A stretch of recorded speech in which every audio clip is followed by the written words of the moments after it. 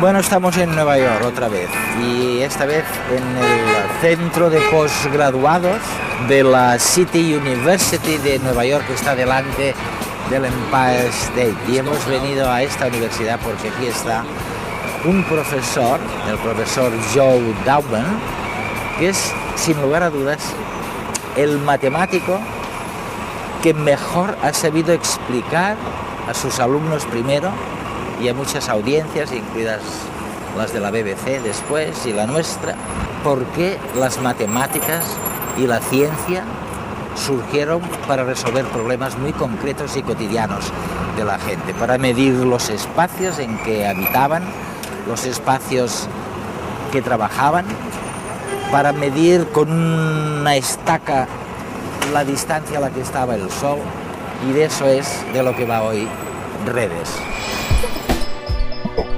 ¿Cuándo y por qué el ser humano se puso a contar? ¿Tenemos un instinto numérico?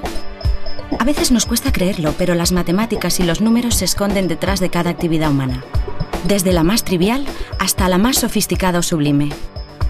Para tratar de perseguir los orígenes de las matemáticas, Punset viajó a Nueva York a conversar con Joseph Dauben, historiador de la ciencia y experto en descifrar el uso de las matemáticas por antiguas civilizaciones.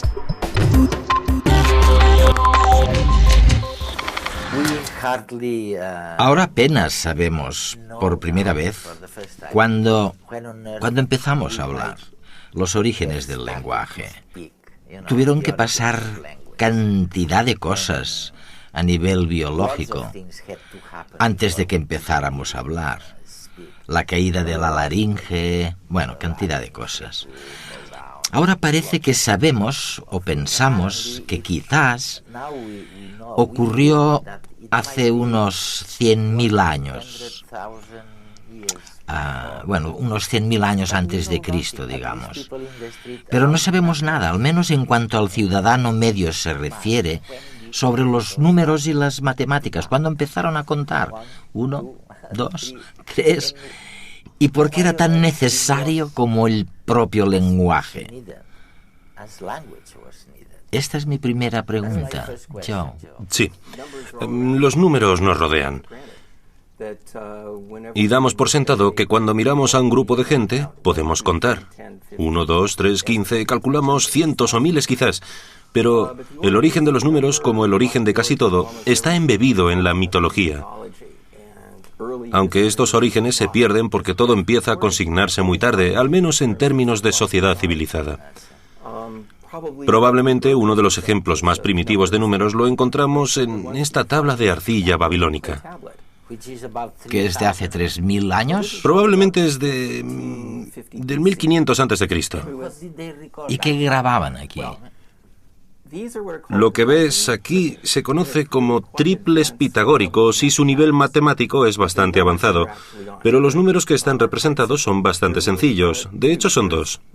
Hay uno que representa la unidad y otro que representa las decenas.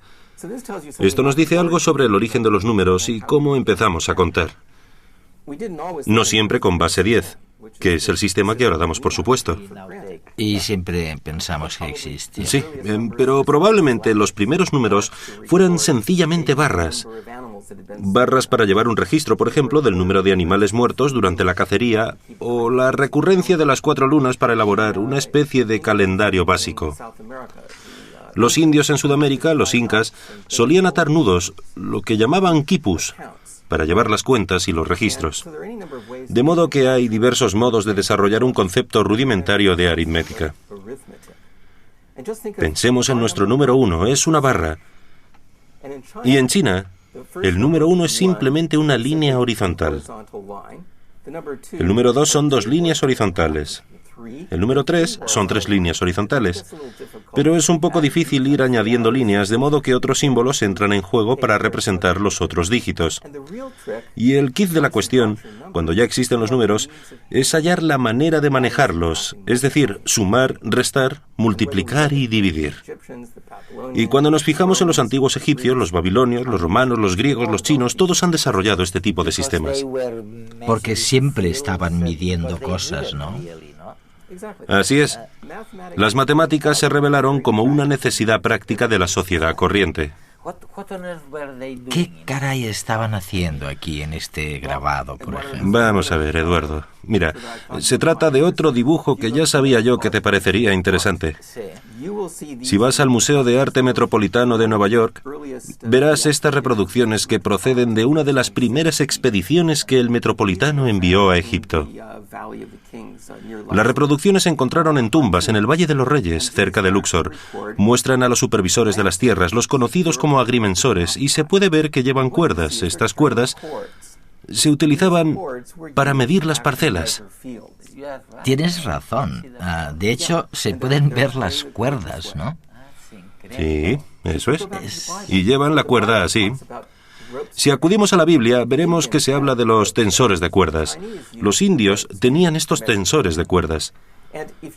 Los chinos utilizaban las cuerdas para medir la tierra. Si pensamos que uno de los teoremas más antiguos de la geometría, que todos los niños aprenden, como el teorema de Pitágoras... El teorema de Pitágoras, sí, recuerdo. Eso es, vamos a ver. Tenemos un triángulo básico, un triángulo rectángulo. Si un lado mide 3 y el otro 4, entonces la hipotenusa será 5. Y en griego, la palabra hipotenusa quiere decir lo que se estira a lo largo de. Y una de las cosas que creo que es realmente interesante en cuanto a la historia de las matemáticas, si nos fijamos en las matemáticas chinas, es que los chinos también tenían este concepto del triángulo rectángulo. Conocían el equivalente del teorema de Pitágoras, pudieron probar que era cierto. ¿Cuál crees que fue el nombre que le dieron a la hipotenusa? Se llama xian, y xian quiere decir un cordón que se estira. Lo mismo. Eso es. De modo que el hecho de tensar la cuerda o supervisar la tierra es algo común a todas estas culturas. Simplemente refleja una necesidad cultural práctica que los lleva directamente a las matemáticas.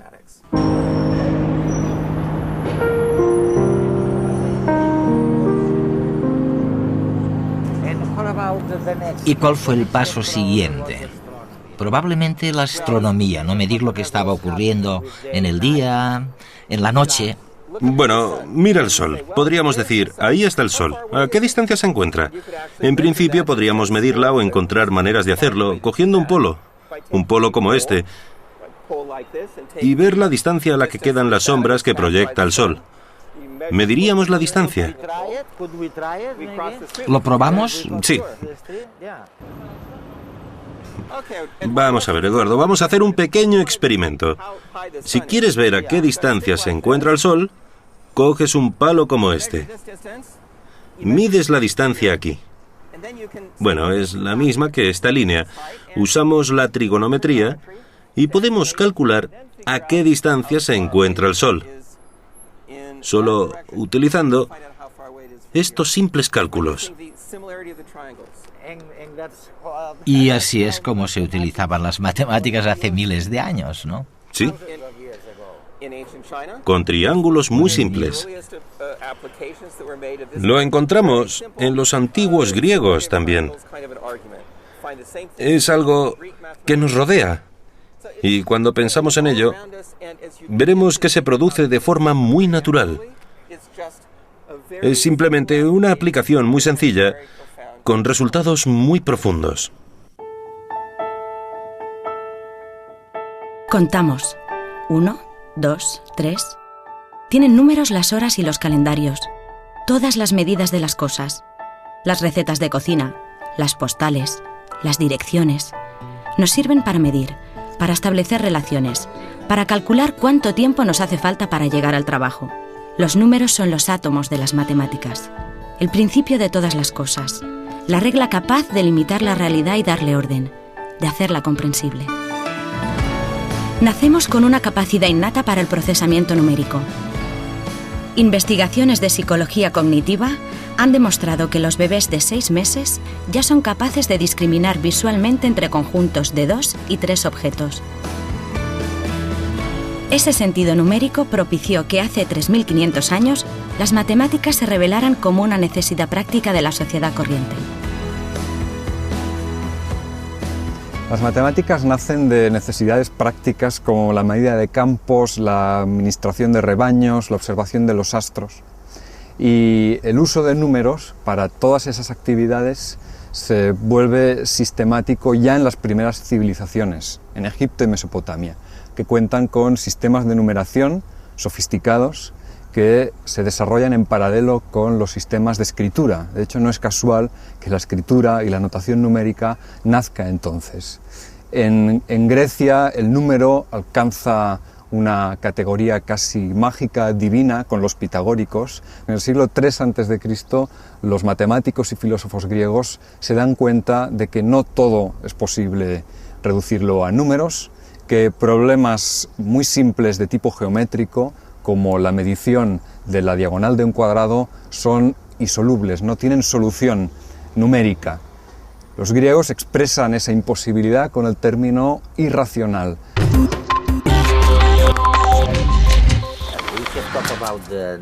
Hemos hablado de los números, de que se utilizaron para medir la Tierra, para medir la astronomía. Ahora bien, Joe, ¿cuáles serían los grandes pasos hacia adelante de esta ciencia? Quiero decir, ¿cuándo empezamos a reflexionar sobre cosas tan extrañas como el infinito, por ejemplo? Uno de mis temas preferidos, Eduardo, el infinito. Ah, sí, ¿no? Si nos remontamos a los primeros matemáticos chinos, como en el caso de los primitivos matemáticos griegos, una de las primeras preguntas es, ¿qué pasa si tenemos una longitud y la dividimos a la mitad? La dividimos otra vez a la mitad y otra vez a la mitad. ¿Llega alguna vez este proceso al final? ¿Se llega al final cuando se corta una y otra vez algo? Tiene que ver con un descubrimiento al que llegaron los antiguos griegos y que nadie más hizo. Los chinos no lo descubrieron, pero los griegos sí. Para mí es el primer paso hacia las matemáticas teóricas abstractas. Descubrieron lo que llamamos los números irracionales. Al principio, los antiguos pitagóricos creyeron que todo podía describirse en términos de números enteros o de fracciones. Entonces alguien tuvo la brillante idea de preguntar, bien, si tenemos un cuadrado y un lado es 1, ¿cuál es la longitud de la diagonal? Y los pitagóricos dijeron, debe de haber alguna fracción A o B que nos dé la longitud de la diagonal. Pero resulta que dicha fracción no existe porque la longitud de la diagonal está en números irracionales. Los griegos los llamaban números inconmensurables, pero no se puede expresar como fracción. Fue una idea muy revolucionaria para los antiguos pitagóricos, que eran una hermandad secreta en la que todos los miembros prometían guardar silencio. Y uno de los secretos fue que la diagonal del cuadrado era inconmensurable a partir del lado. No se podía valorar. ¿Y cómo se acabó sabiendo? Alguien traicionó el secreto, supongo, ¿no? Alguien se fue de la lengua. Se llamaba Hipaso. La leyenda dice que por eso lo ahogaron en el mar. Es una historia mitológica, pero tiene un significado real porque fue un descubrimiento de la magnitud que hasta los dioses se preocuparon de que se hubiese revelado el secreto. Pero para Platón no se trató de una tragedia de las matemáticas, no fue un problema. Fue un gran descubrimiento el que la mente humana pudiera revelar y probar la existencia de aquello que no era evidente en absoluto. Y solo se podía hacer mediante el pensamiento profundo, por tener cerebros. Eso es, y para mí este es el principio de las matemáticas teóricas reales.